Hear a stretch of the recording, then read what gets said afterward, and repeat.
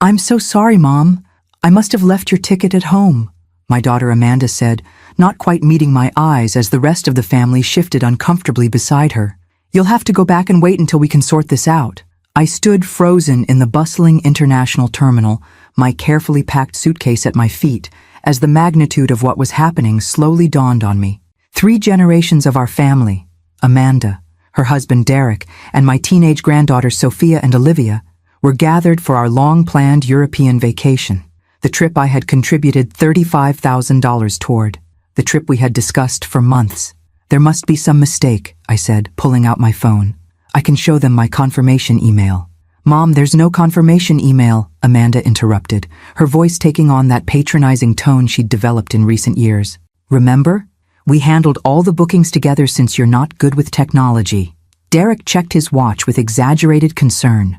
"We really need to get through security, Amanda. Our flight leaves in 90 minutes. My granddaughters stood slightly behind their parents, Sophia staring intently at her phone while Olivia examined the floor tiles as if they contained the secrets of the universe. "I don't understand," I said, my voice smaller than I intended. "I gave you my passport weeks ago to handle the arrangements." "Yes, and now we have a problem," Derek said with a sigh that suggested I was being difficult. "Look, Margaret, the best thing is for you to go home. Amanda will call the airline and sort everything out once we land in Paris. Maybe you can join us in a few days." A few days, which would mean missing the villa in Provence they had raved about booking, the first major stop on our itinerary. If you're watching it now, subscribe and tell me in the comments where you're watching it from. I'd love to know. "Let me just buy another ticket right now," I suggested, reaching for my credit card. "Surely there must be—" "Mom," Amanda cut me off sharply, then softened her tone with visible effort. "There are no available seats on this flight. We checked already, and the hotel arrangements for tonight in Paris are complicated too. It's better if you just go home and we'll figure it out. We'll keep you updated."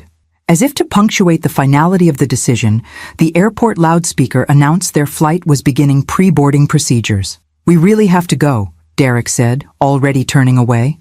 "Come on, girls." My granddaughters finally looked up, murmuring quick goodbyes. Olivia, always the more sensitive one, darted forward to give me a hurried hug, whispering, "I'm sorry, Grandma," before being ushered away by her father's hand on her shoulder.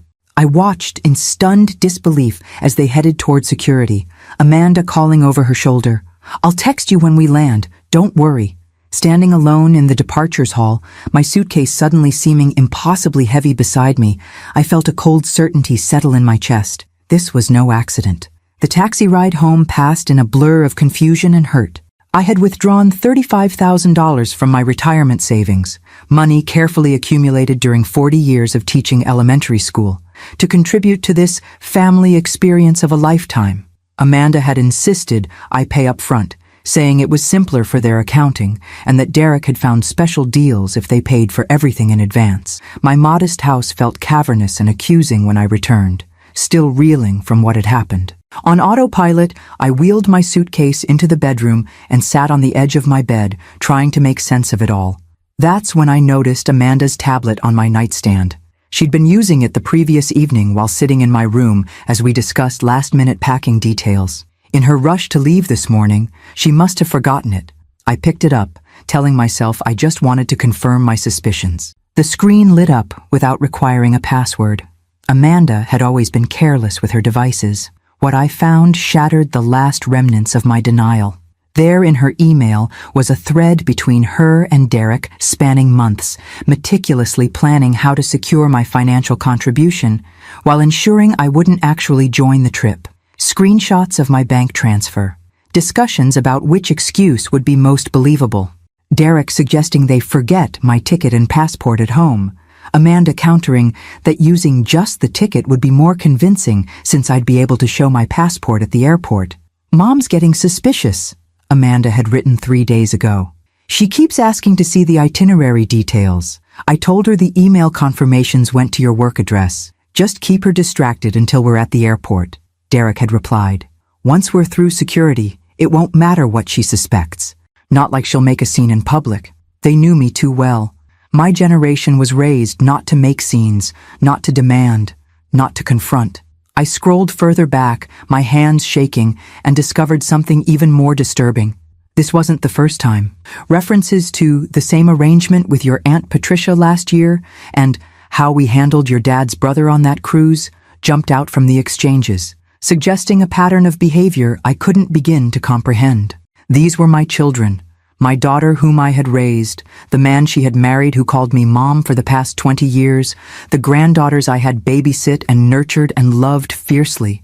How could they do this? A new email notification popped up on the screen. From Derek to Amanda, sent just 30 minutes ago. Situation handled. Mom headed home. Did you remember to get your tablet from her house? It has all our correspondence about the arrangements. I set the tablet down carefully, as if it might explode. Then, with deliberation I didn't know I possessed, I took a screenshot of the incriminating email and sent it to my own email address. Then another and another, working methodically through their correspondence until I had documented everything. My hands were no longer shaking. The hurt was still there, a physical ache in my chest, but something else was emerging alongside it, something that felt strangely like strength. The tablet pinged again. Amanda, this time. Left tablet at Mom's. Will remote wipe when we land in Paris.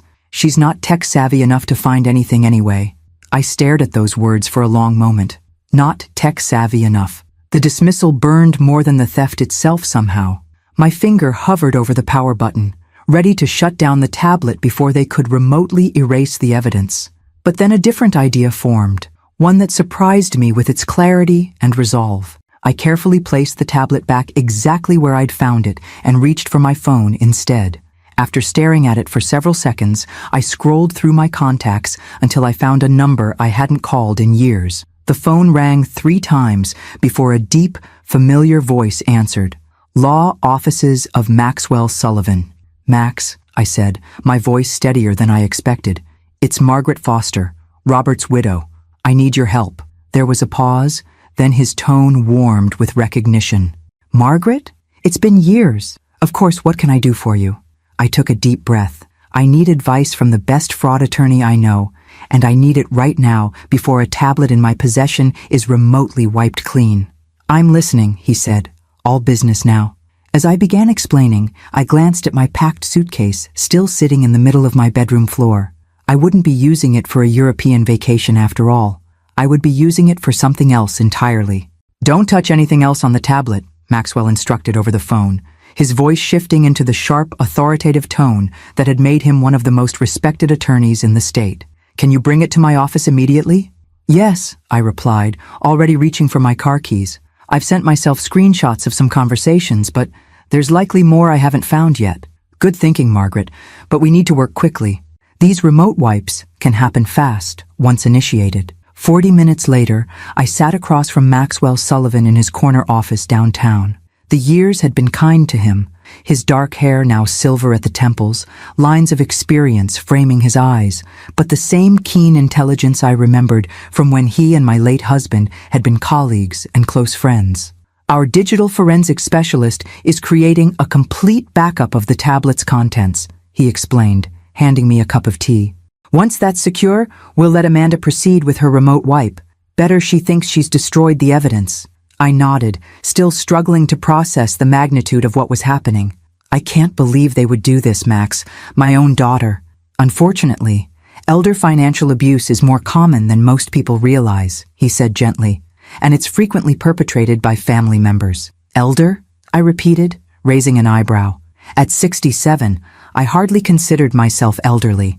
I was still teaching 3rd grade until last year. A flicker of a smile crossed his face. Legal terminology, Margaret. No offense intended.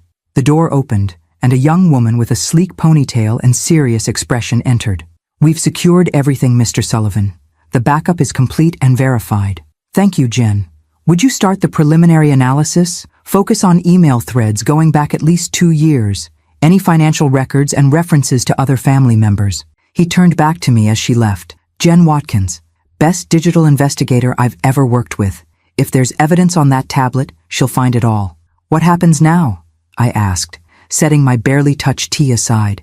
Now we build a case, Maxwell replied, his expression hardening. What they've done crosses the line from family disagreement to criminal fraud. That $35,000 wasn't a gift. It was obtained under false pretenses with documented intent to deceive. Criminal? I repeated, a knot forming in my stomach. I don't want my granddaughters to see their parents arrested. Let's not get ahead of ourselves, he cautioned.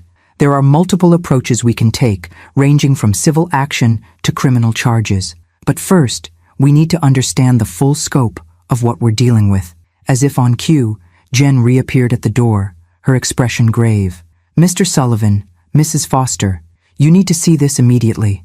We followed her to a conference room where multiple screens displayed content from Amanda's tablet. Jen pointed to an open spreadsheet. This was buried in a hidden folder. It appears to be a tracking document of what they call family contributions. My blood ran cold as I scanned the document. Names of family members: my sister-in-law Patricia, Robert's brother William, my cousin Eleanor, followed by dates and amounts ranging from $15,000 to $50,000. Each entry included extraction method and story used. My God, Maxwell murmured. They've been running a systematic scheme. There's more, Jen continued, clicking to another file. These are bank statements for an account in the Cayman Islands. The deposits correlate exactly with the contributions listed in their tracking document. I sank into a chair, my legs suddenly unable to support me. How much? I asked, my voice barely audible. Totaling all entries, Jen said, scrolling through the document. Approximately $340,000 over the past 3 years. The room seemed to tilt slightly. From family members? Our family? Maxwell placed a steadying hand on my shoulder. Margaret, this is extremely serious. This level of organized fraud across state lines, with offshore accounts involved, would trigger federal charges. The thought of Amanda in handcuffs, of my granddaughters watching their parents being taken away, sent a wave of nausea through me. Yet the methodical cruelty documented before me was undeniable. This wasn't a one-time lapse in judgment, but a calculated, ongoing operation targeting family members who trusted them. What about Derek's business? I asked suddenly, remembering how Amanda had often spoken about her husband's financial success as a real estate developer. They live in that big house, drive luxury cars. Surely they don't need to steal from family. Jen exchanged a glance with Maxwell before responding. Based on what I'm seeing in their financial records, the business is significantly leveraged. They're carrying enormous debt, and there are some concerning transactions that suggest possible mortgage fraud. Meaning, Maxwell explained carefully. They may be maintaining a facade of wealth while actually being in serious financial trouble. The money they've taken from family members might be propping up an increasingly unsustainable lifestyle. My phone buzzed with a text message. Amanda, landed in Paris. Gorgeous weather here. We'll call tomorrow with updates about your ticket situation. Don't worry. The casual cruelty of it, continuing the charade even now, crystallized something inside me. What are my options? I asked, my voice steadier than I expected. Maxwell leaned against the conference table, considering.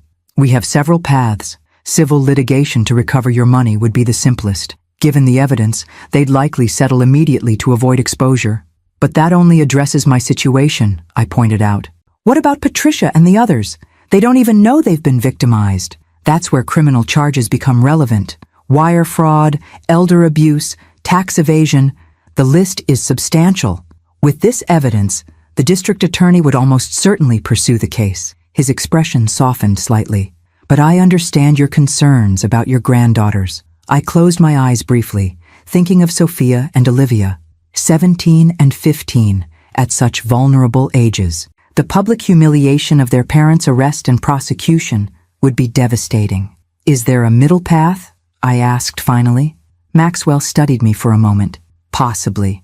We could approach them privately with the evidence, demand full restitution to all affected family members, and require certain legal safeguards to prevent future incidents. The threat of criminal prosecution would be our leverage. Would that work? It might, he acknowledged. But there's no guarantee they'd comply long-term, and it leaves their other potential victims vulnerable. Jen, who had been quietly working at her computer, suddenly made a small sound of surprise. Mrs. Foster, there's something else you should see. She turned her screen toward us. I found a series of text messages between Derek and someone named Vincent Calabresi from about a month ago. The name struck me like a physical blow. Vincent Calabresi? Are you certain? Yes, Jen confirmed. They discuss a real estate development called Riverside Heights and reference a meeting at the Westbrook Country Club. Maxwell looked at me questioningly. You know this person? Vincent Calabresi is a developer with alleged connections to organized crime, I said slowly. Robert investigated some of his business dealings years ago when he was working in the district attorney's office. It was a major case. Threats were made.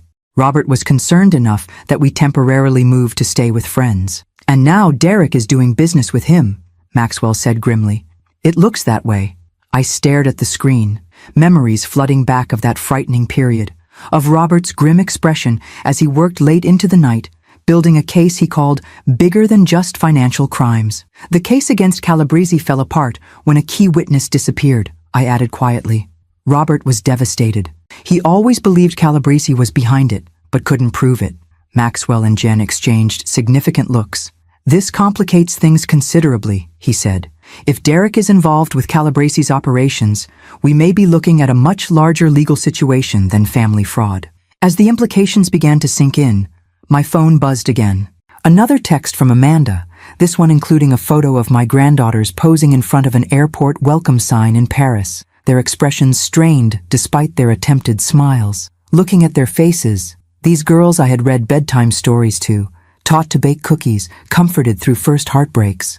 I felt a renewed determination cutting through my shock and hurt. I need time to think about how to proceed, I said finally. But in the meantime, I want to know everything. No matter how bad it is. Maxwell nodded gravely. We'll keep digging. And Margaret? He waited until I met his eyes. Robert would be proud of your courage today. As I left his office an hour later, the weight of betrayal still crushing my chest, I realized I had 3 weeks, the duration of their family vacation, to decide exactly how to confront the people who had so callously discarded me. 3 weeks to prepare for a homecoming they would never expect. The next morning, I awoke to a video call from Paris. Amanda's face filled my screen, the Eiffel Tower strategically positioned in the background, her expression a carefully constructed mask of concern. Mom, how are you holding up? Her voice carried just the right note of sympathy. If I hadn't seen the evidence with my own eyes, I might have believed she was genuinely distressed about my absence. I'm managing, I replied, keeping my tone neutral, as Maxwell had advised. Act disappointed, but not suspicious. Let them think their plan is working. We've been on the phone with the airline for hours, Amanda continued, the lie flowing effortlessly. They're being absolutely impossible about issuing a replacement ticket. Something about security protocols and verification periods. In the background, I could see my granddaughters at a cafe table, Derek leaning in to say something to Sophia. The casual luxury of the scene, the beautiful Parisian cafe, their designer outfits, the champagne glasses on the table, all paid for, in part, with my retirement savings. That sounds frustrating, I managed, swallowing the bitter taste of betrayal. The hotels are being difficult too, Derek chimed in, moving beside Amanda. Since the bookings were package deals, they're claiming they can't add a person without disrupting all the arrangements. Absolute nightmare. I noticed Olivia watching her parents from the background, a slight frown creasing her forehead. Always the more perceptive of the two, my younger granddaughter had a way of seeing through pretenses that sometimes made her parents uncomfortable. Well, you all enjoy yourselves, I said. Don't let my situation spoil your trip.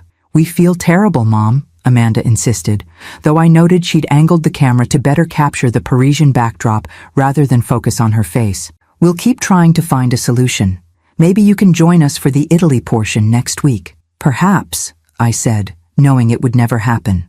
I should go now. I have some errands to run. After ending the call, I sat in silence for several minutes, processing the elaborate performance I'd just witnessed. The casual cruelty of it was still stunning. Not just taking my money, but continuing the charade, spinning tales of imaginary efforts on my behalf. My phone pinged with a text from Maxwell. Meeting at 11 a.m. We have developments. At his office, I found not just Maxwell and Jen waiting for me, but also a distinguished older man I didn't recognize. Margaret, this is Howard Brennan, Maxwell introduced us. Former FBI, now our top investigator. He specializes in complex financial fraud cases. Howard shook my hand firmly. Mrs. Foster, I've been reviewing your case. I'm sorry about what your family has put you through. And what have you found? I asked, skipping the pleasantries. Jen opened her laptop. We've been analyzing the financial records from the tablet, cross-referencing with public records and databases. The picture isn't pretty. Over the next hour, they laid out a stunning web of financial deception extending far beyond what I had initially discovered. Derek's real estate business, supposedly thriving, was actually drowning in debt. Multiple properties were underwater, with mortgages far exceeding their values. Tax liens, defaulted loans, and judgments against the company had been hidden through a series of shell corporations. They've been robbing Peter to pay Paul for years, Howard explained, using new investor money to pay off previous investors, essentially a Ponzi scheme, but disguised within legitimate-looking real estate ventures. And the family contributions? I asked. Those appear to be emergency infusions when other sources dried up, Jen said. Based on the timing, they reached out to family members when they were most desperate for cash. Maxwell leaned forward, his expression grave. Margaret, the connection to Vincent Calabresi is particularly concerning.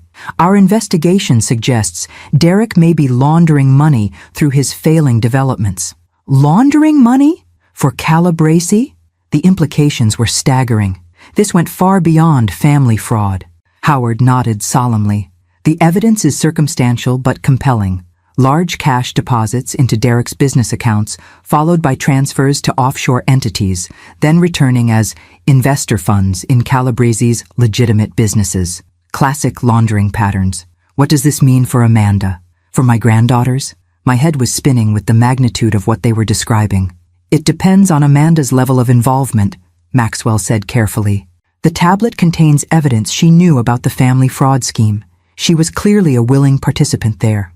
Whether she understood the full scope of Derek's activities with Calabresi is less clear. I thought about the Amanda I'd raised, bright, sometimes selfish, but never someone I would have imagined capable of criminal conspiracy. Had I missed something fundamental about my own daughter? Or had Derek pulled her into a world she hadn't initially understood until she was too compromised to escape? We have another development, Jen added, turning her laptop toward me. We found correspondence indicating they've targeted your sister Ellen as their next mark. They're planning to approach her about investing in a property when they return from Europe. Ellen, my widowed sister, who had recently sold her home to move to a retirement community. The thought of them going after her modest savings made my blood boil. That's not happening, I said firmly. No, it's not, Maxwell agreed, but it helps establish ongoing criminal intent, which strengthens our position. What is our position exactly? I asked. What are we doing here, Max? He exchanged glances with Howard before answering. That depends on what you want, Margaret. We have enough evidence to pursue criminal charges, civil litigation, or a private settlement. Each path has different implications. I want justice, I said, surprising myself with the steel in my voice. But I don't want my granddaughters to suffer any more than necessary. They're innocent in all this. There may be a way to thread that needle, Howard suggested, but it would require careful timing and leverage. I'm listening. We continue gathering evidence while they're in Europe, he explained. We contact the other victims discreetly, document their cases, and build a comprehensive file. When Amanda and Derek return, we're waiting with irrefutable evidence and clear demands. What kind of demands? I asked. Full financial restitution to all victims, a legally binding agreement preventing them from accessing or controlling assets belonging to any family member. And, he hesitated briefly, cooperation with authorities regarding the Calabresi connection. That last part is non-negotiable, Maxwell interjected. If Derek is involved in money laundering for Calabresi, that's a federal offense with serious implications.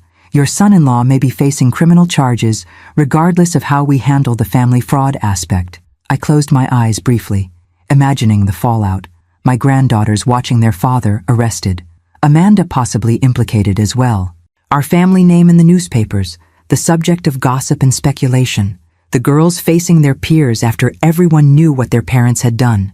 Yet the alternative, allowing Amanda and Derek to continue victimizing vulnerable family members, potentially enabling criminal enterprises through Derek's business dealings, was unthinkable. I need to protect my granddaughters, I said finally. Whatever approach we take has to minimize the impact on them. We can build that into our strategy, Maxwell assured me. But Margaret, you need to be prepared. There's no path forward where Sophia and Olivia remain completely unaffected. The best we can do is mitigate the damage and be there to support them through it. As I left the meeting with a head full of legal strategies and a heart heavy with the implications for my family, my phone buzzed with another text from Amanda. Just had the most amazing dinner at the restaurant you always talked about visiting. Wish you were here. Still working on the ticket situation. Attached was a photo of the family toasting with expensive wine glasses, the girls dressed in new outfits I'd never seen before. I stared at the image for a long moment before typing my reply. Looks wonderful. Enjoy every moment. I'm keeping busy here. If they only knew how busy, I thought grimly, slipping my phone back into my purse. The 3-week European vacation they'd so carefully planned without me was giving me exactly the time I needed to prepare for their return, and I intended to use every minute of it. A week into Amanda and Derek's European vacation, I settled into a strange new routine. Each morning brought cheery video calls from various picturesque locations, Provence, Monaco, the Italian Riviera, with increasingly elaborate excuses about why joining them was proving unfortunately impossible. Each afternoon found me at Maxwell's office, diving deeper into the tangled web of deception my daughter and son-in-law had created. We've made contact with Patricia, Maxwell informed me during our daily briefing. Robert's sister Patricia had apparently contributed $42,000 toward a family investment opportunity the previous year, only to be told months later that the investment had unfortunately failed. How did she take it? I asked, imagining my practical, no-nonsense sister-in-law processing such a betrayal. Initially with disbelief, then anger, Maxwell replied. She's provided us with all her documentation and agreed to join our consolidated approach. That makes 4 family members confirmed as victims, with 2 more we're still investigating. 4 confirmed victims, I echoed hollowly. My own daughter. Howard Brennan entered the conference room, his expression serious but with a gleam of satisfaction in his eyes. We've got something significant on the Calabresi connection. He laid several photographs on the table, surveillance images showing Derek meeting with Vincent Calabresi at a restaurant, exchanging what appeared to be documents. The timestamp showed it was just 3 days before they'd left for Europe. These came from an ongoing investigation, Howard explained. I still have contacts at the Bureau who were willing to share when I explained the situation. They've had Calabresi under surveillance for months. Does this mean the FBI is already investigating Derek? I asked, studying the images. Not directly, Howard clarified. He's a peripheral figure in their Calabresi investigation at this point. But that could change quickly with the right information. Maxwell leaned forward, tapping the photographs. This gives us additional leverage, Margaret. Derek isn't just committing fraud against family members. He's potentially entangled with a major criminal enterprise. The consequences of that are considerably more severe than what he and Amanda have done to you and the others. What are you suggesting? That we approach the FBI with what we've found, Howard said. If Derek is laundering money for Calabresi, federal authorities will want that information. They might be willing to offer him some consideration in exchange for testimony against Calabresi. And that could potentially reduce any penalties Derek faces, Maxwell added, which would benefit your granddaughters. I considered this carefully. The thought of Derek cooperating with authorities against someone like Calabresi carried its own dangers. Robert had been concerned enough about Calabresi to temporarily relocate our family during his investigation years ago. Would Derek be at risk if he cooperated against Calabresi? I asked. Howard didn't sugarcoat his response. Yes, witness protection would likely be necessary, but the alternative, federal charges for money laundering with no cooperation benefit, would mean years in prison. The implications were staggering. Witness protection would mean my granddaughters potentially losing their identities, their home, their friends, everything familiar. Yet the alternative could mean growing up with their father in prison. What about Amanda? I asked. Where does she fit in all this? Maxwell and Howard exchanged glances before Jen answered from her position at the computer. Based on the communications we've recovered, Amanda appears aware of Derek's business dealings but not directly involved in the Calabresi connection, she explained. She knows he's engaged in financial improprieties, but the evidence suggests she's compartmentalized that knowledge. She's fully complicit in the family fraud scheme, however. My phone chimed with a text. Olivia sending a photo of herself in Venice, looking strangely subdued despite the beautiful backdrop. Miss you, Grandma, the message read. Wish you were here. Something in her expression made me pause. Unlike the performative group photos Amanda kept sending, This private message from my granddaughter seemed genuinely wistful. Was Olivia beginning to see through her parents' charade? I need to consider all angles here, I said finally. This isn't just about justice or restitution anymore. We're talking about potentially upending my granddaughter's entire lives. Take the time you need, Maxwell advised. But remember, events may force our hand. If the FBI investigation into Calabrese accelerates, Derek could be caught in that net regardless of our actions. That evening, alone in my too-quiet house, I found myself opening the family photo albums I kept meticulously organized on bookshelves in the living room. Images of Amanda as a child, her gap-toothed smile and innocent eyes staring back at me from decades past. Robert holding her on his shoulders at the state fair. Amanda's high school graduation, her college years, her wedding to Derek. When had things changed? Had there always been this capacity for deception in my daughter, or had it developed gradually under Derek's influence? The financial pressures of maintaining appearances? The slow erosion of ethical boundaries? My phone rang, interrupting this painful retrospection. Sophia's name flashed on the screen. My older granddaughter rarely called me directly. Grandma? Her voice sounded strange, tight with an emotion I couldn't immediately identify. Sophia? Is everything all right, sweetheart? Yeah, I guess. A pause. We're in Italy now. Florence. It's really pretty. I've seen the photos. It looks beautiful. Another hesitation. Grandma, can I ask you something weird? Of course, honey. Anything. Did you decide not to come on this trip? Like, was it your choice? The question caught me completely off guard. Why would you ask that? I don't know. Something feels off. Mom and Dad keep talking about how they're trying to fix your ticket situation, but always when they think we can't hear. And yesterday, I overheard Dad tell Mom that they don't need to worry about it anymore, and they should just enjoy what they've earned. My heart pounded as I carefully considered my response. I hadn't anticipated this complication.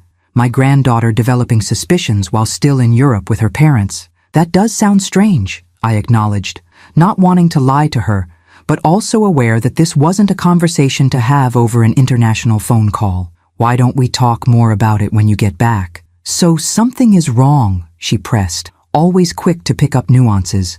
I knew it. Olivia thinks so too. Sophia, this isn't a good time to get into this. You should be enjoying your trip. How can I enjoy it knowing something's not right? Grandma, did they do something? She lowered her voice to a whisper. Did they take your money?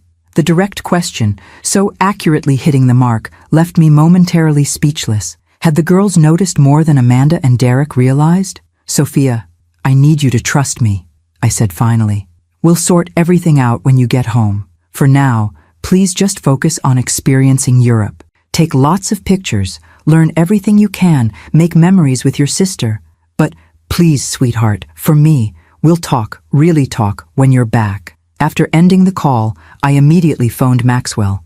The girls are getting suspicious, I explained after relaying the conversation. I'm concerned about what might happen if they confront Amanda and Derek while still in Europe. This complicates things, he agreed. If Amanda and Derek feel cornered, they might take defensive actions that would make our strategy more difficult to execute. We need them to return as planned, unaware of what's waiting. Should I be doing something differently? Sophia called me directly. That suggests she's really troubled by what she's sensing. Reassure the girls without revealing anything, Maxwell advised. The most important thing is to get everyone back here where we can control the situation and ensure your granddaughters have proper support when everything comes to light. That night, I sent both Sophia and Olivia individual messages with cheerful questions about their experiences and gentle reminders to enjoy the unique opportunity they had to explore Europe. To Sophia, I added, I promise we'll sort everything out when you're home. For now, just be a teenager seeing the world. I love you both more than anything. As I prepared for bed, my phone lit up with another message. Amanda sending the day's update with exaggerated descriptions of continued efforts to resolve my ticket situation, followed by effusive details about their Tuscan wine tour. The calculated performance, knowing what I now knew, turned my stomach. 2 more weeks, I reminded myself. 2 more weeks of this charade before they returned, confident in their successful deception, to face the consequences they never anticipated. Maxwell's team continued building their case, gathering statements from other family victims, documenting the money trail, establishing timelines and patterns. Howard maintained contact with his FBI connections, carefully positioning our information without yet making formal disclosures. And I, the useless old woman they'd so casually discarded at the airport, prepared for a confrontation that would permanently alter the fabric of our family. "Margaret, we need to talk about something concerning," Maxwell said as I entered his office 2 days later. The gravity in his expression immediately set me on edge. Howard and Jen were already seated at the conference table, along with a man I hadn't met before, tall and lean, with a no-nonsense demeanor that practically screamed law enforcement. "This is Special Agent Thomas Reed," Maxwell introduced us. "He's with the FBI's Financial Crimes Division." I shook his hand, apprehension growing. "Has something happened?" "Mrs. Foster," Agent Reed began, "I appreciate your willingness to meet on such short notice. I understand this is a difficult situation involving your family. Howard has briefed me on certain aspects of your case," he continued, "but recent developments have accelerated our timeline. Vincent Calabrese appears to be liquidating assets and transferring funds offshore at an unusual rate." "What does that mean for Derek?" I asked. "It means Calabrese may be preparing to disappear," Howard explained. "And if he does, he could take evidence of Derek's involvement with him," Maxwell finished. "Or worse, tie up loose ends before he goes." The implication hung heavily in the air. I remembered Robert's grim warnings about Calabrese's methods years ago. "You think Derek could be in danger?" I asked, my throat suddenly dry. Agent Reed's expression remained carefully neutral. "We consider it a possibility worth addressing. If your son-in-law has been laundering money for Calabrese and the operation is shutting down, he represents a potential liability." "Have you been monitoring their communications while they're in Europe?" I asked. Jen nodded. "Derek received several calls from blocked numbers in the past 48 hours. Based on the timing of his subsequent calls to financial institutions, we believe he's being pressured to facilitate some final transactions." Can you tell what kind of transactions?" "Not specifically," Jen admitted, "but he's been attempting to access equity lines of credit remotely and has made multiple calls to his office manager with urgent instructions." "Mrs. Foster," Agent Reed interjected, "I need to be direct. We believe your son-in-law may be operating under duress. This changes our approach significantly." "What are you suggesting?" I asked, though I already suspected the answer. "We need to make contact with Derek directly," he replied. "Warn him of the potential threat and offer protection in exchange for cooperation." "While he's still in Europe? With my granddaughters there?" The thought of federal agents approaching Derek while my granddaughters were present sent a wave of panic through me. "We would handle it discreetly," Agent Reed assured me. "The priority would be ensuring your family's safety while securing Derek's cooperation." I sat back, attempting to process this unexpected development. What had begun as a painful family betrayal was rapidly evolving into something far more dangerous. "If Calabrese is indeed preparing to disappear, we have a narrow window," Howard added gently. "The FBI needs to move quickly." "And you need my approval because?" I asked, already guessing the answer. "Because we came to this information through your case," Maxwell explained. "And because how we handle this will significantly impact your daughter and granddaughters." I took a deep breath, considering the impossible position before me. Derek had stolen from me, from our family. He had manipulated and betrayed us repeatedly. Yet he was still my granddaughter's father, still Amanda's husband, and now, potentially, in danger from forces far more sinister than legal consequences. "If you approach Derek now, what happens to our original plan?" I asked. "The confrontation when they return, the restitution to family members? It complicates things," Maxwell acknowledged. "But Derek facing potential threats from Calabrese changes the equation. Physical safety takes precedence over financial restitution." Agent Reed leaned forward. "Mrs. Foster, if your son-in-law provides valuable testimony against Calabrese, that cooperation would likely be considered during any proceedings related to his other legal issues." Translation: Derek might get leniency on the family fraud in exchange for helping take down Calabrese. The notion left me with mixed feelings. Justice for our family somewhat compromised to serve the larger goal of prosecuting a dangerous criminal. "What about Amanda? The girls?" I pressed. "Their safety would be our priority," Agent Reed assured me. Depending on Derek's level of cooperation and the threat assessment, protective measures would be implemented, which could mean witness protection, I stated flatly. That's one possibility, he conceded, though there are various levels of protection that might be appropriate. The room fell silent as I weighed the implications. My granddaughters potentially uprooted from their lives, given new identities. Amanda forced to reckon not just with her own misdeeds, but with the far more serious criminal entanglements of her husband. I need to know they'll be safe, I said finally. Not just physically, but emotionally. This will devastate them. We can arrange for specialized support services, Agent Reed offered. The FBI has extensive experience handling situations involving minors affected by witness protection scenarios. And the family fraud aspect? I turned to Maxwell. What happens to that? It remains a separate legal matter, he replied. But practically speaking, if Derek cooperates against Calabrese, it would create natural leverage for resolving the family situation more favorably for your granddaughters. Meaning Derek might avoid additional charges for what they did to me and the others, I clarified.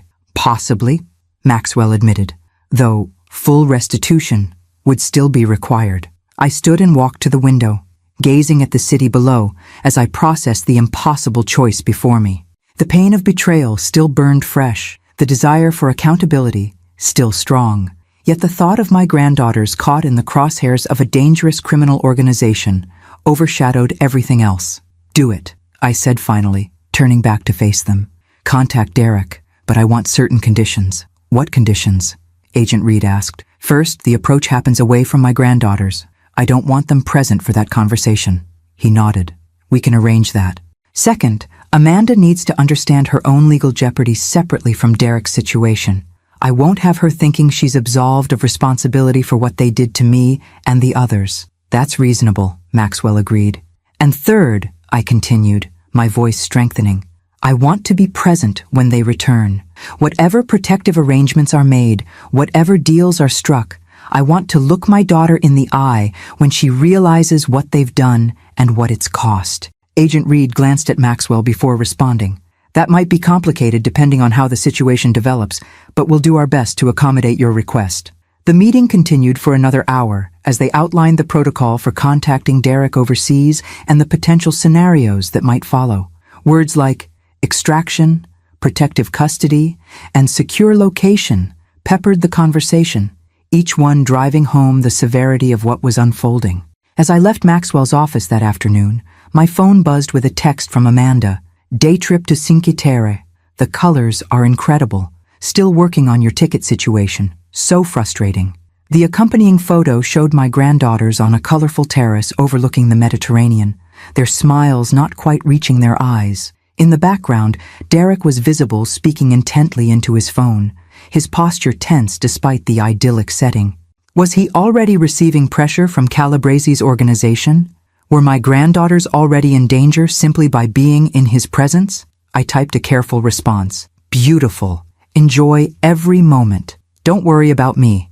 Just focus on making memories with the girls. As I sent the message, I wondered if this would be one of the last normal exchanges before their world imploded. Within days, federal agents would approach Derek. Within weeks, their entire life might be dismantled, not just because of the family fraud I'd discovered, but because of much darker connections I'd never suspected. The betrayal that began with my $35,000 had unveiled something far more sinister than I could have imagined. And now, despite everything they'd done, I found myself worried for their safety, especially my granddaughters, innocent bystanders in their parents' web of deception. Contact has been made. Agent Reed's voice was clipped and professional as he delivered the news 3 days later. We sat in a secure conference room at the FBI field office rather than Maxwell's law firm, a change that underscored the escalating seriousness of the situation. How did Derek respond? I asked, my hands clasped tightly in my lap to hide their slight trembling. Initially with denial, then concern, Reed replied. When presented with evidence of Calabrese's activities and the potential threat, he became more cooperative. Where were my granddaughters during this conversation? On a guided tour of the Uffizi Gallery with your daughter. Our agents approached Derek at his hotel while he was alone. I nodded, relieved at least that Sophia and Olivia had been spared witnessing that confrontation. And now? Mr. Foster has agreed to preliminary cooperation. He's provided access to certain financial records and communication logs that our analysts are currently reviewing. Reed consulted a tablet before continuing. Based on his initial disclosure, we believe Calabresi was using his development projects to launder approximately $12 million over the past 3 years. The figure staggered me. And Derek facilitated this? According to his statement, he initially believed he was simply receiving legitimate business investments. When he began to suspect the true nature of the funds, he was already compromised and, he claims, under implicit threat. Maxwell, who had accompanied me to this meeting, made a skeptical noise. Convenient narrative. He portrays himself as a victim rather than a willing participant. We're aware of the potential for self-serving statements, Reed acknowledged. But regardless of how he became involved, he does appear to have valuable information about Calabresi's operation. What happens next? I asked. We're implementing protective protocols for your family, Reed explained. Agents will remain close to them for the remainder of their European trip, though maintaining discreet surveillance. Do Amanda and the girls know what's happening? Reed exchanged glances with his colleague, a female agent who had been silently taking notes. Mr. Foster informed his wife last night after our meeting. According to our surveillance, the conversation was heated. I could imagine. Amanda discovering not only that her husband was involved with organized crime, but that federal agents were now involved, all while maintaining the charade that they were still trying to arrange my travel to join them. And my granddaughters? They've been told a modified version, that their father is helping with a business investigation and that the family needs to take certain precautions. The full situation has not been disclosed to them. I closed my eyes briefly, imagining the confusion and fear Sophia and Olivia must be feeling. The carefree European vacation had suddenly transformed into something entirely different. We've arranged for the family to return early, Reed continued. They'll be on a flight tomorrow, arriving the following morning. We felt it prudent to get them back on U.S. soil where we can better control security arrangements. They're coming home 2 weeks early? The timeline I'd been mentally preparing for suddenly compressed dramatically. Yes, given Calabresi's activities and Mr. Foster's cooperation, continuing the European trip presented unnecessary complications and risks. I turned to Maxwell. What does this mean for our original plan? The confrontation about the family fraud? It's still viable, but with modifications, he replied. The FBI's involvement adds complexity but doesn't negate the financial crimes committed against you and the others. We'll need to coordinate our approach. Mrs. Foster, Reed interjected, I understand your desire for accountability regarding the financial deception your daughter and son-in-law perpetrated. However, I must emphasize that the Calabresi investigation takes precedence from our perspective, meaning Derek might escape consequences for stealing from his family because he's useful in your bigger case, I stated flatly. Not escape consequences entirely, Reed clarified, but cooperation is typically considered during sentencing recommendations. That's simply the reality of how these cases work. The practical injustice of it burned, but I understood the calculation. Calabresi was indeed the greater threat, not just to my family, but to many others. What about Amanda? I asked. Her involvement appears limited to the family fraud, not the Calabresi connection. That's our current understanding, Reed confirmed. Ms. Foster will still face potential charges related to wire fraud and elder exploitation, though her husband's cooperation may influence how aggressively those charges are pursued. I want restitution, I said firmly. Not just for me, but for everyone they deceived. Patricia, William, Eleanor, all of them deserve to be made whole. That's reasonable and achievable, Maxwell assured me. Regardless of how the criminal aspects are handled, we can pursue civil remedies to recover the fraudulently obtained funds. When they arrive tomorrow, I said, turning back to Agent Reed, I want to be there. He frowned slightly. Mrs. Foster, the initial processing will involve debriefing and security protocols that... I'm not asking to be involved in your investigation, I interrupted, but I need to see my granddaughters. And I need Amanda to face me. Not just federal agents, but the mother she betrayed and abandoned at an airport. Reed considered this for a moment before nodding. We can arrange a controlled meeting after the initial processing is complete, but I must insist that certain topics remain off-limits until we've secured Mr. Foster's formal cooperation agreement. I understand the limitations, I assured him, but they need to know that the carefully constructed lie they've been maintaining has unraveled completely. Later that day, I returned home to find a final postcard from Italy in my mailbox, mailed before the FBI intervention, its cheerful message now reading like communication from a different universe. Weather perfect. Girls learning so much about Renaissance art. Still working on your travel situation. I set it on my kitchen table, staring at Amanda's handwriting. The daughter I'd taught to form those very letters decades ago. How had we arrived at this point? A lifetime of love and sacrifice, culminating in betrayal, federal investigations, and potential witness protection. My phone chimed with a text from an unknown number. A secure line established by Agent Reed. Family boarding flight in 3 hours. Arrival confirmed for tomorrow, 10:15 a.m. Meeting arranged for 2 p.m. at secure location. Car will collect you at 1:30. It was happening. After weeks of building evidence and strategy, I would finally confront my daughter and son-in-law about their betrayal, but under circumstances far more dramatic than I'd ever anticipated. I spent that evening in strange, methodical preparation. I selected my outfit carefully, not for vanity, but for strength, choosing clothes that made me feel confident and dignified. I reviewed key documents Maxwell had provided, refreshing my understanding of exactly what Amanda and Derek had done, ensuring I couldn't be manipulated or gaslighted during our confrontation. And I wrote letters to each of my granddaughters, heartfelt messages explaining that whatever happened with their parents, my love for them remained unchanged, that I would be their constant in the chaos that was about to engulf their lives. As I prepared for bed, my phone chimed once more. A text from Sophia, sent despite the supervised circumstances I knew they were under. Coming home early. Something's wrong with Dad. Mom won't stop crying. I'm scared, Grandma. I stared at the message, weighing my response carefully. How much could I say? How much should I reveal? I know, sweetheart, I finally replied.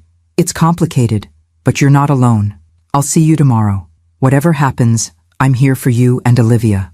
Always. Sleep eluded me that night as I imagined my family somewhere over the Atlantic, my granddaughters confused and frightened, Amanda finally facing the consequences of her actions, Derek potentially heading toward a cooperation agreement that would irrevocably alter all their lives. Tomorrow would bring a confrontation I had both dreaded and needed, the moment when pretense would finally give way to truth, when my daughter would have to look me in the eye and acknowledge what she had done. Not just to me, but to our entire family. Not just the $35,000 she had taken under false pretenses, but the trust she had shattered, the example she had set for her daughters, the legal jeopardy she had created for herself through years of calculated deception. Tomorrow, they would face the mother they had dismissed as a useless old woman and left behind without a second thought. The mother who had uncovered everything, who had set in motion the unraveling of their elaborately constructed life. The mother who, despite everything, still lay awake worrying about them all. The secure location turned out to be a nondescript government building on the outskirts of the city. Agent Reed met me in the lobby, his expression carefully neutral as he escorted me through security checkpoints. Your family arrived safely this morning, he informed me as we rode the elevator to the 4th floor. They've been in debriefing sessions since then. Mr. Foster is currently with our financial crimes team, while Mrs. Foster and your granddaughters are in a separate waiting area. How are the girls? I asked, my primary concern always returning to Sophia and Olivia. Understandably confused and upset, we've provided a counselor who specializes in adolescent trauma to speak with them. He hesitated before adding, they've asked for you several times. The elevator doors opened to a corridor of identical doors with small windows. Reed led me to a conference room where Maxwell waited, accompanied by a woman I hadn't met before. Margaret, this is Dr. Elaine Morgan, Maxwell introduced us. She's a forensic psychologist who works with the FBI on sensitive family cases. I'll be present during your meeting with your daughter and granddaughters, Dr. Hindi, Morgan explained, her manner calm but authoritative. My role is primarily to support the girls and monitor their emotional responses during what will likely be a difficult conversation. Before we proceed, Agent Reed said, I need to review the parameters of this meeting. He outlined the restrictions clearly. No discussion of Derek's cooperation details, no specifics about the Calabrese investigation, and the conversation should focus primarily on the family fraud aspect rather than potential consequences. Is Amanda aware that I've discovered what they did? I asked. Yes, Reed confirmed. She was informed during this morning's interview that their financial deception had been uncovered. She knows you're here and have been working with legal counsel. And the girls? They know something serious has happened involving their parents, but not the specific nature of either the fraud against family members or their father's business connections. That's a conversation that needs to happen with appropriate support. I nodded, steeling myself for what was to come. I'm ready. Reed led us to a larger conference room down the hall.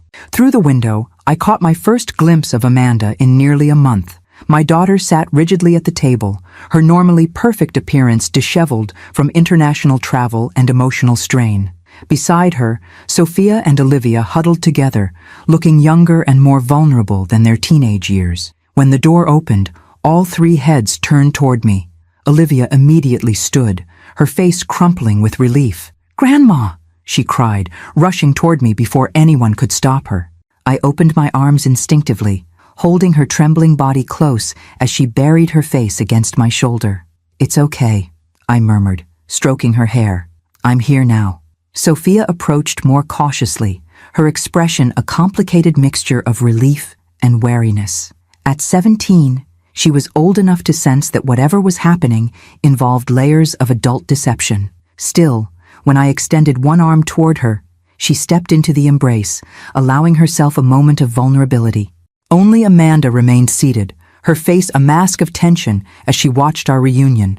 The daughter I had raised, who had once run to my arms with the same unquestioning trust her daughters now showed, couldn't meet my eyes. "Girls," Dr. Morgan said gently after a moment, "why don't you sit with your grandmother while we talk?" We arranged ourselves on one side of the conference table, me in the middle with a granddaughter on each side, while Amanda sat across from us, flanked by Agent Reed and Dr. Morgan. Maxwell positioned himself slightly apart, the legal observer to this family reckoning. "Mom," Amanda finally spoke, her voice hoarse. "I don't even know where to start."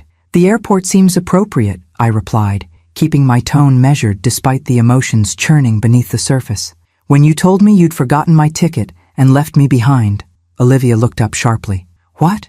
"Mom said there was a mix-up with the reservations." "There was no mix-up, Olivia," I said gently, meeting my granddaughter's confused gaze. "There was never a ticket for me at all." "I don't understand," Sophia interjected, looking between her mother and me. "Grandma paid for her part of the trip. We all talked about it for months." "Your grandmother did pay," Agent Reed confirmed. "She contributed $35,000 toward the family vacation, but your parents never intended for her to actually join you." Amanda's face flushed with shame as her carefully constructed narrative collapsed under official confirmation. "You knew?" Sophia asked me, her voice barely audible. "You knew they left you behind on purpose?" "Not at first," I admitted, "but I discovered the truth soon after you left." "How?" Amanda asked, speaking directly to me for the first time.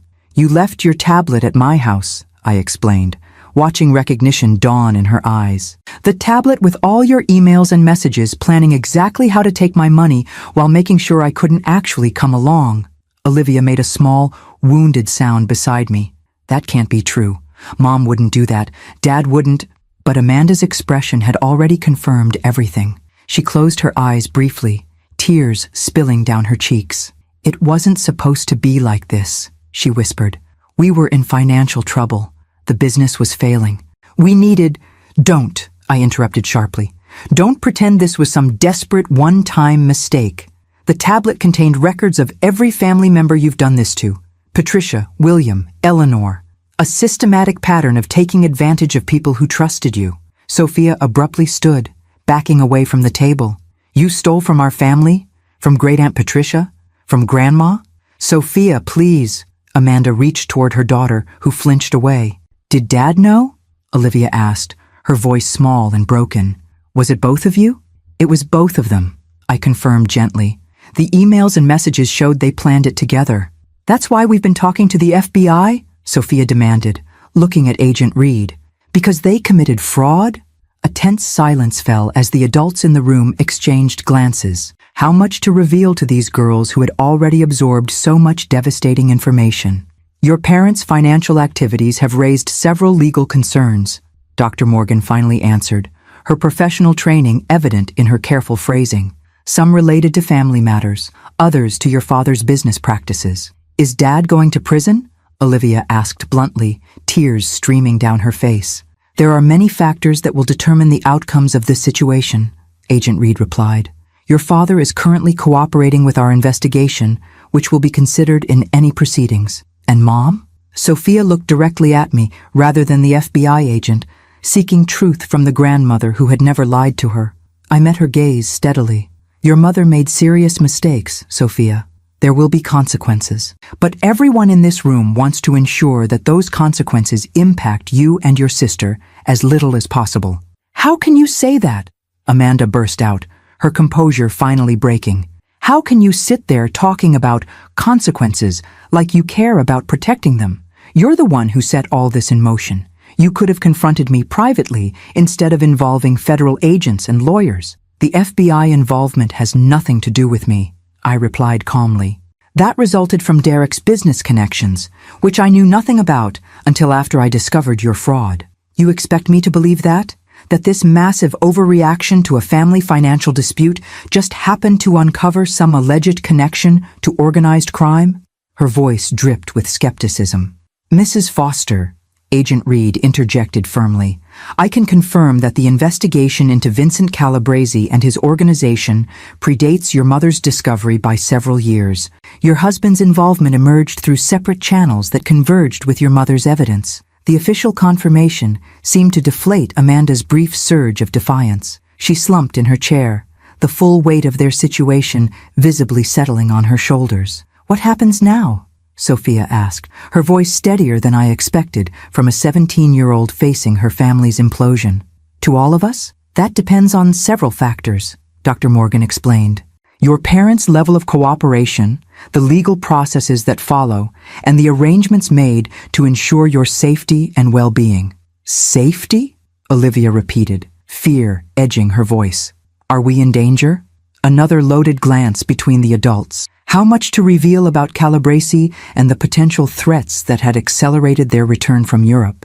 There are some security concerns being addressed, Agent Reed said carefully, which is why you'll be staying in a protected location for the immediate future. Like witness protection? Sophia asked, her quick mind connecting dots despite the adults' careful phrasing.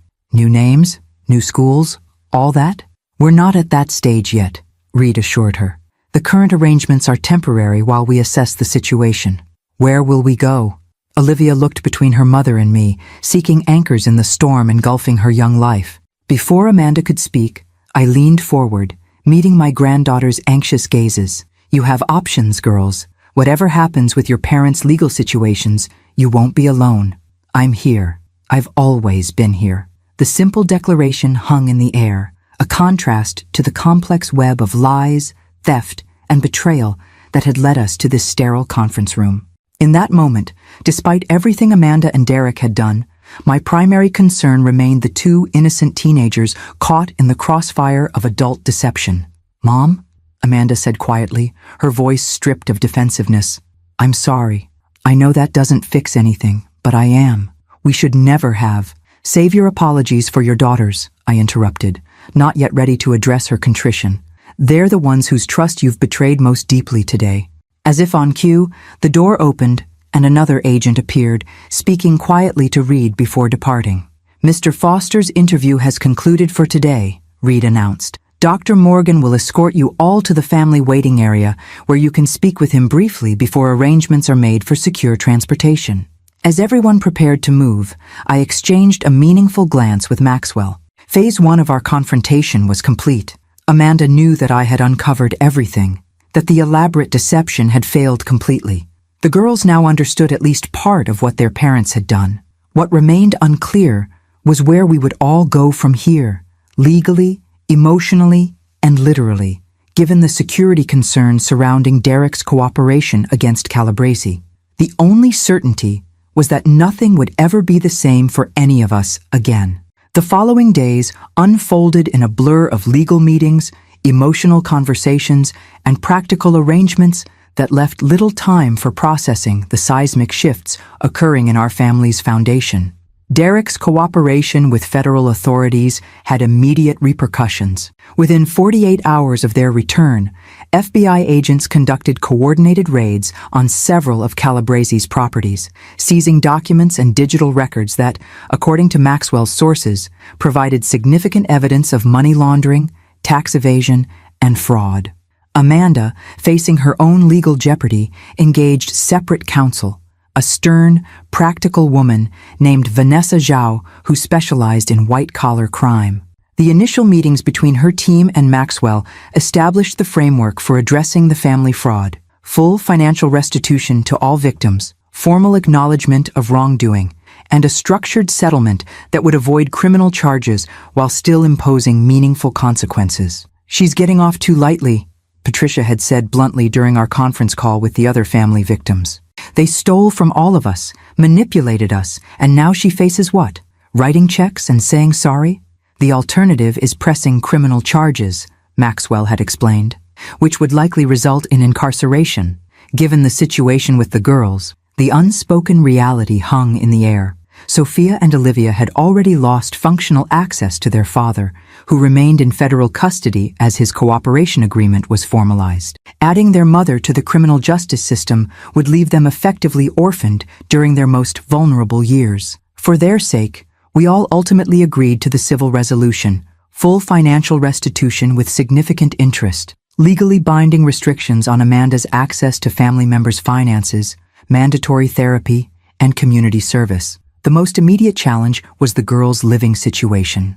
With Derek in federal custody and the family home potentially subject to asset forfeiture related to the money laundering investigation, they needed stable housing and support.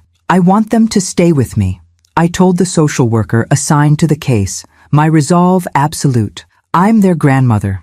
I'm stable, financially secure, and my home has plenty of space. Mrs. Foster, I appreciate your willingness," she had replied carefully. "But there are considerations regarding proximity to their current school, their mother's visitation rights, and potential security concerns related to their father's cooperation."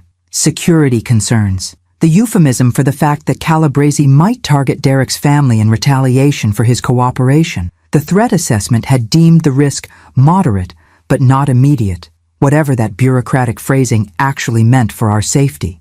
"Their well-being is my only priority," I insisted. "I can relocate if necessary. I can accommodate whatever security protocols are required. But those girls need stability and unconditional love right now. Exactly what I can provide." 5 days after their return, I sat in a family court judge's chambers as she reviewed the temporary guardianship proposal. Amanda, looking pale and drawn in clothes that already seemed to hang more loosely on her frame, sat across from me, her attorney beside her. "Ms. Foster," the judge addressed Amanda, "you're not contesting this temporary guardianship arrangement?" "No, Your Honor," Amanda replied quietly. "My daughters have experienced significant trauma due to my actions and their father's situation. My mother can provide stability while She paused, swallowing visibly. "While I address my legal issues and participate in the mandated therapeutic program." The judge nodded, reviewing the documents before her. "This is a 6-month arrangement with provisions for reassessment at that time. Mrs. Foster will have temporary guardianship, with Ms. Foster retaining specified visitation rights under appropriate supervision." Her eyes lifted, sharp and assessing as she looked between us. "I want to be clear. This court's primary concern is the well-being of these minor children. Any indication that adult conflicts are affecting them negatively will result in immediate review and potential modification of these arrangements." "I understand, Your Honor," I said. "As do I," Amanda added. After signing the necessary documents, we exited the chambers in uncomfortable silence. In the corridor, Amanda finally spoke directly to me. "They're staying with you tonight?" "Yes," I confirmed.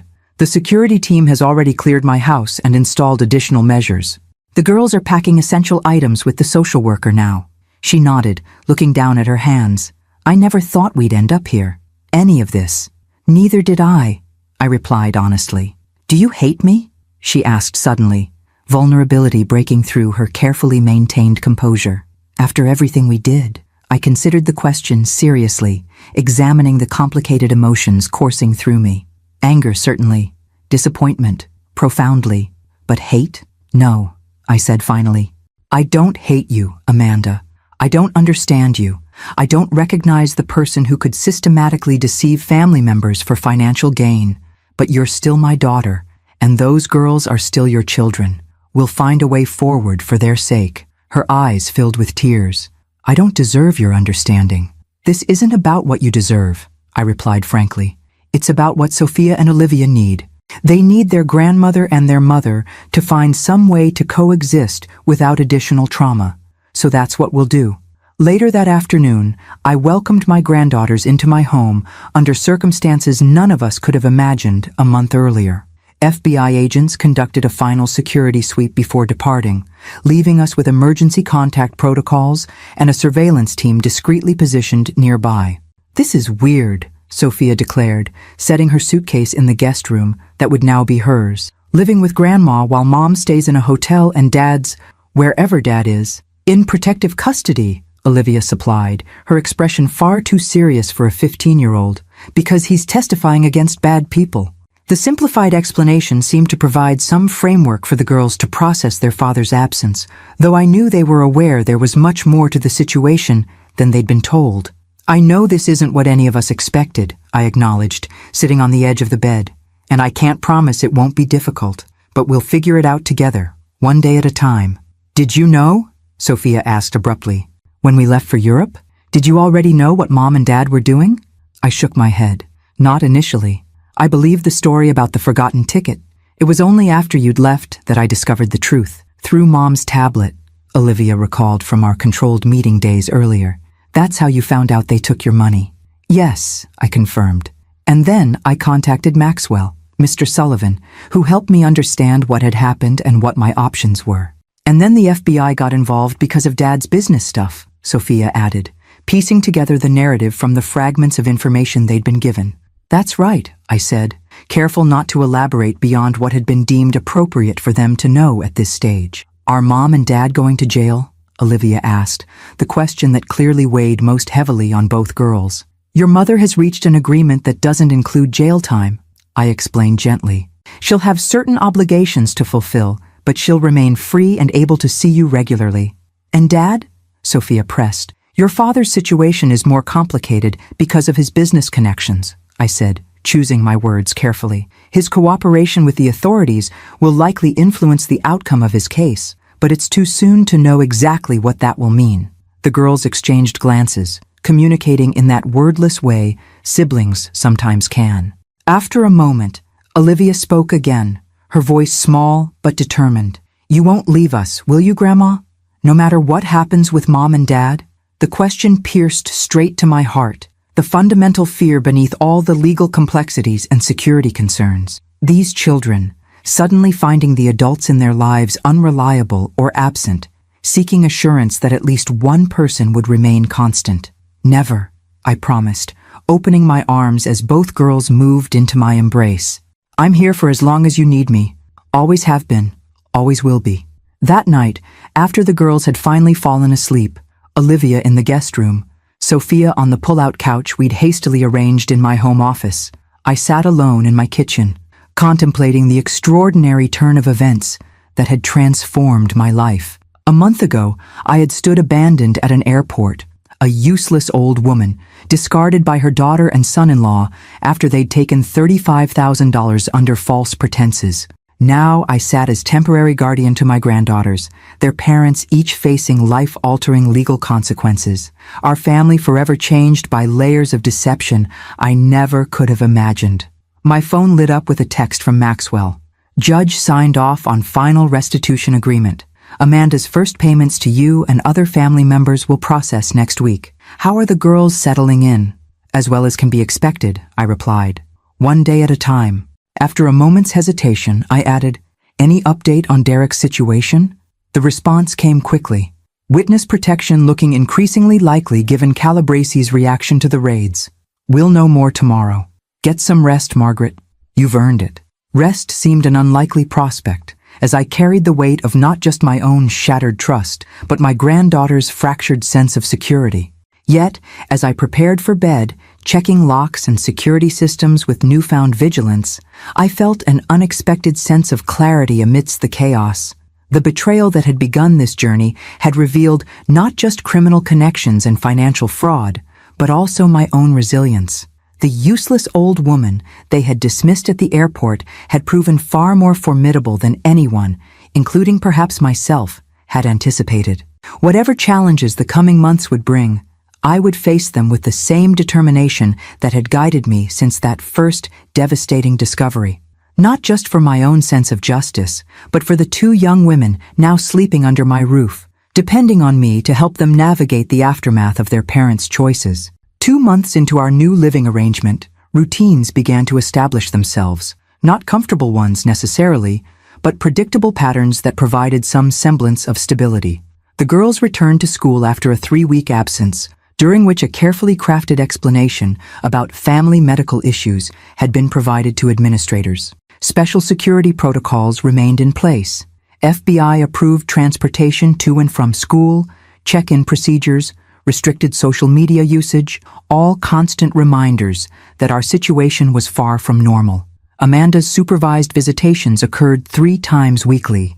Awkward, emotionally charged hours at my home, where she attempted to maintain some semblance of maternal authority while navigating her diminished role in her daughter's lives. To her credit, she adhered meticulously to every condition imposed by the courts and the restitution agreement, making timely payments, attending required therapy, and never once attempting to minimize or justify what she had done. "She's different," Olivia observed one evening after Amanda had left. "Like she's smaller somehow." The observation was astute. Amanda's typical confidence and polish had given way to a quieter, more reflective demeanor. The designer clothes and perfect appearance had been replaced by simpler attire and minimal makeup. Whether this represented genuine transformation or simply the practical realities of her reduced circumstances remained unclear. Derek's situation had evolved more dramatically. Following his extensive cooperation with federal authorities, which had led to multiple arrests within Calabresi's organization, the threat assessment had been upgraded to severe and imminent. Witness protection became not just likely, but necessary, with all the life-altering implications that entailed. "Your father has made a difficult decision," the family liaison from the U.S. Marshals Service explained during a carefully orchestrated meeting with the girls. "He's chosen to enter the witness protection program to ensure his safety while continuing to assist with the ongoing investigation." "What does that actually mean?" Sophia asked, her voice steady despite the emotion evident in her eyes. "It means your father will receive a new identity, relocate to an undisclosed location, and begin building a new life under federal protection," the liaison explained gently. "This is necessary because of the serious nature of the case he's involved with." "Can we go with him?" Olivia asked, though her tone suggested she already knew the answer. "That's a complicated question," the liaison replied. "Typically, immediate family members can enter the program together, but given your parents' legal separation and your mother's ongoing legal obligations here, there are significant barriers." The unspoken reality hung heavily in the room. Derek would effectively disappear from their lives, at least for the foreseeable future. The choice was practically made for them. Amanda couldn't leave due to her legal restrictions, and I had been granted temporary guardianship specifically to provide stability.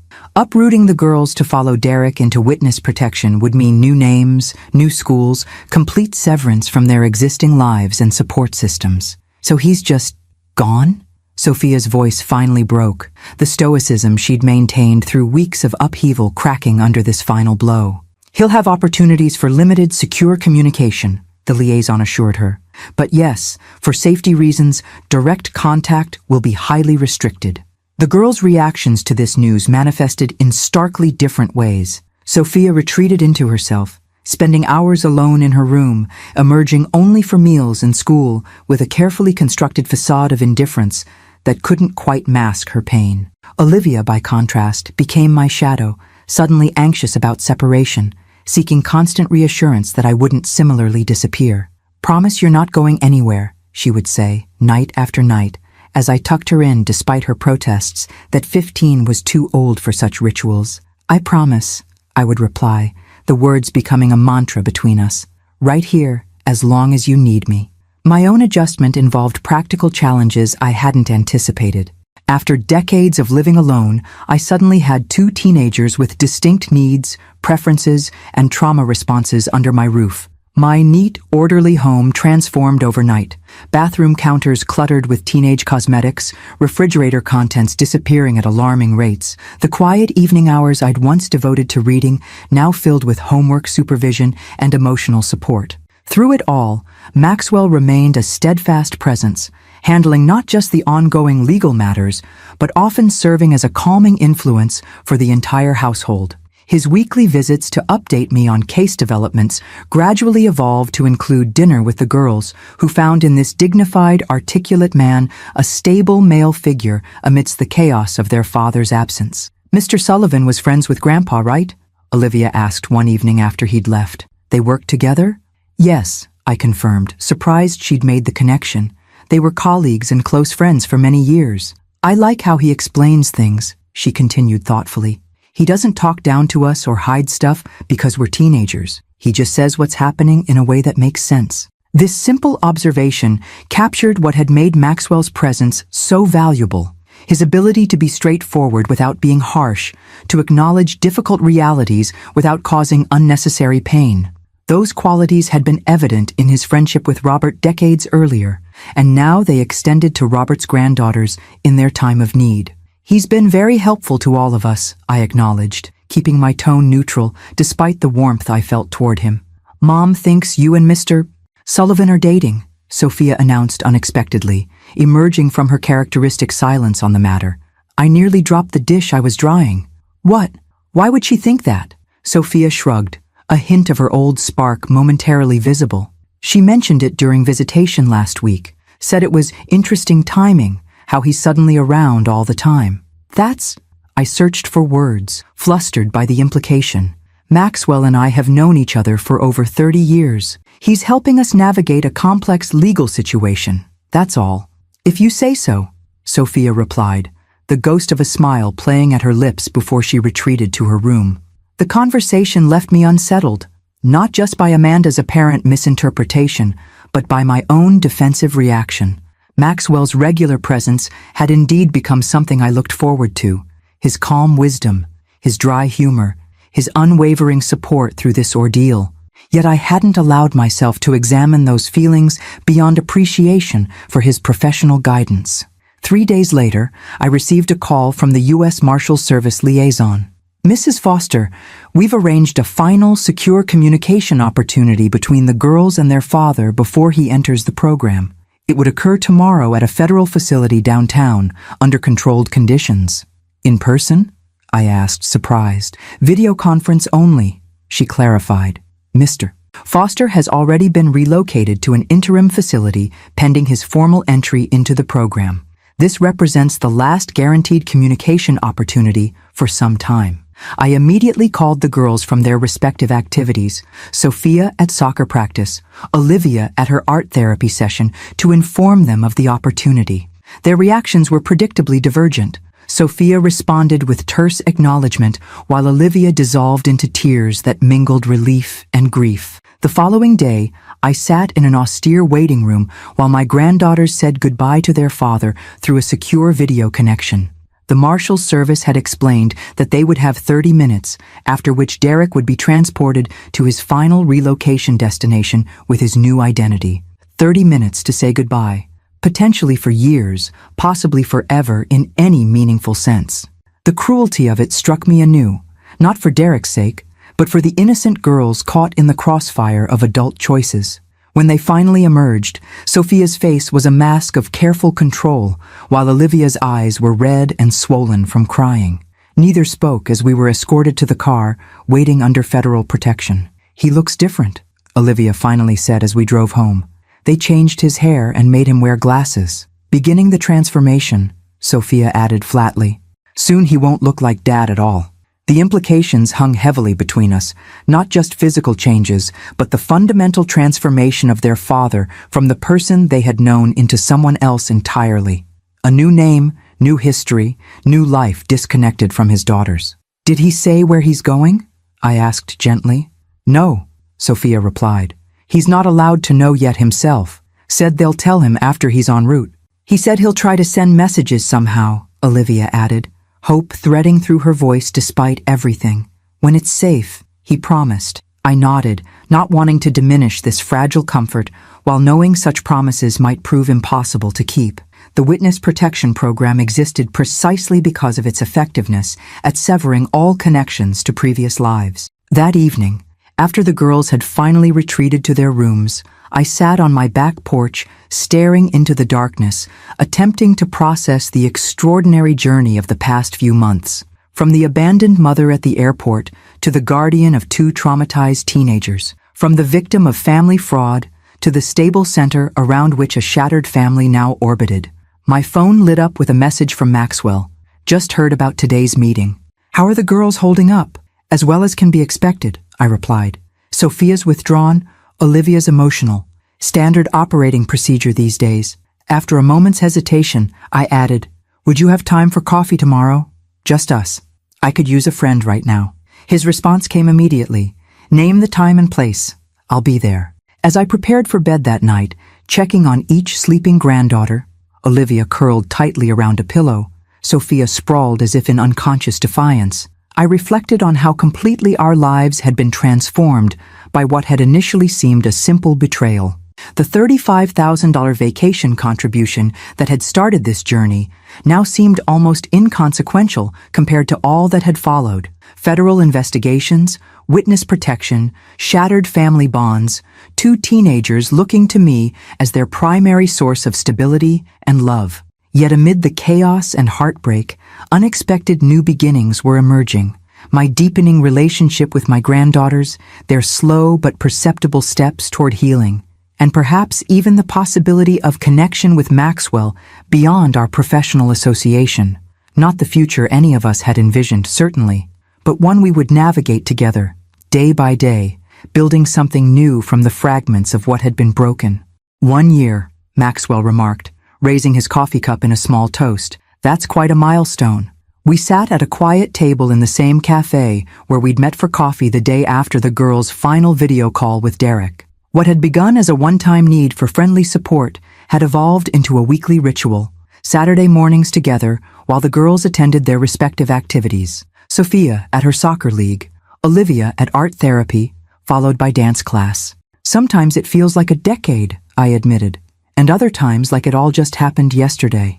A year since the airport betrayal that had catalyzed such profound changes in all our lives. A year of guardianship, of rebuilding, of navigating a new normal none of us had chosen, but all had somehow adapted to with surprising resilience.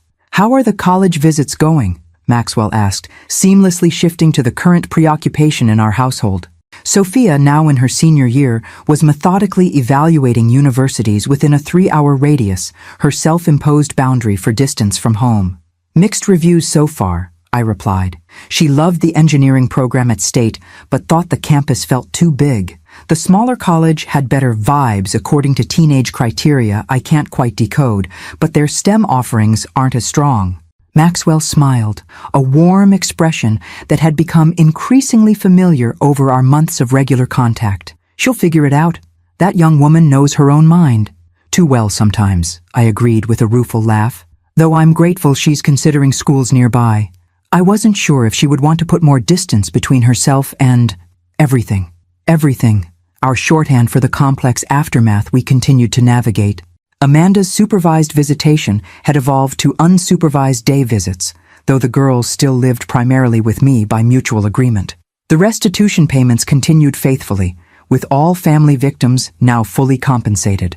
Amanda herself had transformed in ways I would never have predicted, working as an administrative assistant at a non-profit organization helping families affected by incarceration. A position that fulfilled her community service requirements but had unexpectedly become a genuine calling.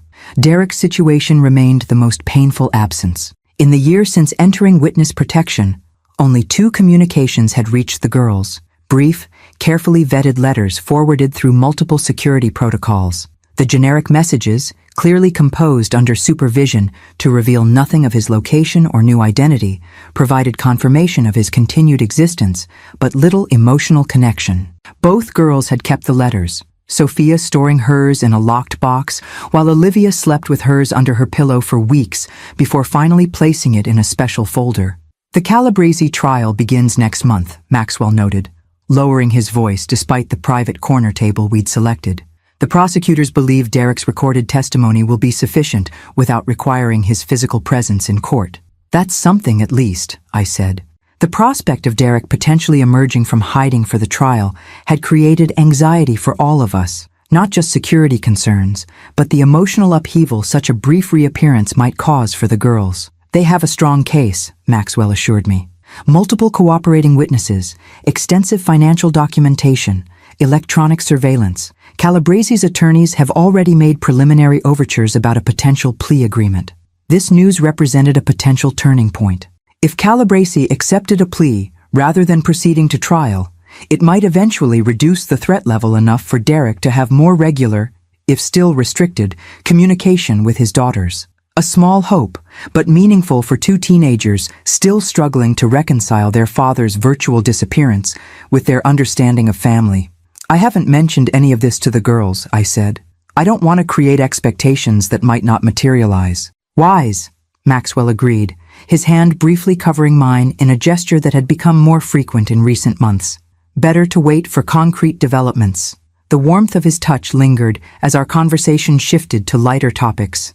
Olivia's upcoming dance recital, the book club I had finally found time to join, Maxwell's plans for his approaching retirement from active legal practice. The easy rhythm of our exchange reflected the comfortable familiarity that had developed between us, a relationship neither of us had sought, but both now privately treasured. Later that afternoon, I helped Olivia prepare for her recital, marveling at how much she had grown in the past year. At 16, she still carried the emotional sensitivity that had always characterized her nature, but it had been tempered with a newfound resilience, a quiet strength developed through the crucible of family trauma. Nervous? I asked, helping pin her hair into the elaborate style required for her performance. A little, she admitted, but not as bad as last time. Ms. Chen says I've really improved my technique. She's right, I agreed, stepping back to examine my handiwork. You're becoming quite accomplished. Olivia studied her reflection in the mirror, her expression thoughtful. Grandma? Do you think Dad knows about my dancing? Like, do they tell him things about us in witness protection? The question caught me off guard, though I should have anticipated it. As the recital approached, a significant milestone in her development as a dancer, thoughts of her absent father would naturally intensify.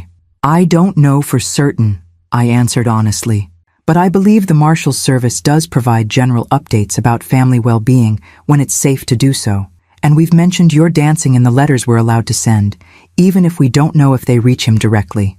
She nodded, processing this. I like to think he knows, that he'd be proud. He would be, I assured her, meeting her eyes in the mirror. Incredibly proud, not just of your dancing, but of how brave you've been through all of this. A small smile touched her lips. You too, Grandma. You've been brave too. The simple observation, delivered with such straightforward sincerity, caught me by surprise. In focusing so intently on the girl's well-being through this ordeal, I'd rarely considered my own journey from betrayed mother to family cornerstone. We've all done our best, I said, giving her shoulders a gentle squeeze. Now, let's make sure we have everything for the recital. Sophia should be back from her college visit soon, and she's promised to take 50,000 photos of your performance. Only 50,000? Olivia teased, her mood lightening. She must be slacking. The recital itself was a triumph. Olivia executing her solo with a grace and confidence that brought tears to my eyes. In the audience, Sophia recorded every moment as promised, while Maxwell, invited as family without discussion or qualification, sat beside me with evident pride. Even Amanda, seated slightly apart but visibly moved, applauded with genuine enthusiasm for her daughter's achievement. After the performance, as Olivia accepted congratulations from her instructors and fellow dancers, a suited man I recognized as our U.S. Marshals Service liaison approached discreetly. Mrs. Foster, a moment? My heart immediately raced with concern. The liaison's appearances always signaled significant developments, not all of them positive. Is everything all right? I asked quietly, moving slightly away from the celebratory crowd. Everything's fine, he assured me. I've been authorized to deliver something to Olivia, a secure communication that passed all protocols. He handed me a small envelope, officially sealed. It's been thoroughly vetted. You can give it to her whenever you feel is appropriate. After he departed, I examined the envelope with trembling hands. The timing couldn't be coincidental, a communication arriving specifically on the day of Olivia's recital. Somehow, despite all the security barriers and restrictions, Derek had found a way to acknowledge this important milestone.